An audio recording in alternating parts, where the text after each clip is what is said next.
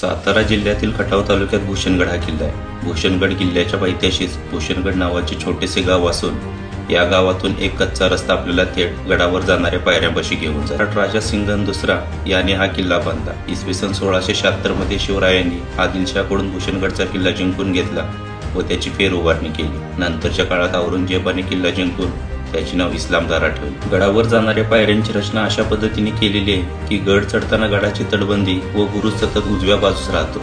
या रचनेमुळे शत्रू कायम गडावरून माऱ्याच्या टप्प्यात राहतो। गडाच्या प्रवेशद्वाराची भग्न कमान नव्याने बांधून काढलेली आहे। गडाचे प्रवेशद्वार पूर्वाभिमुख असून त्याची बांधणी गोमुखी पद्धतीची।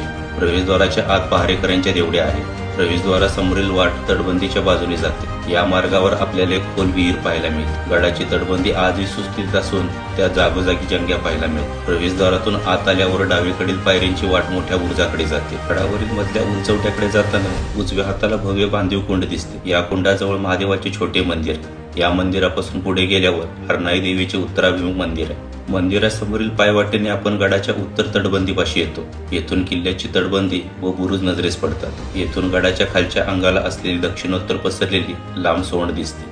किल्ल्याचा आकार साधारणतः त्रिकोणी असून या तिन्ही टोकावर टेहळणीसाठी बुरुज आहे। भूषणगडाच्या आसपास एकही मोठा डोंगर नसल्याने गडावरून दूरवरचा प्रदेश नजरेस पडतो।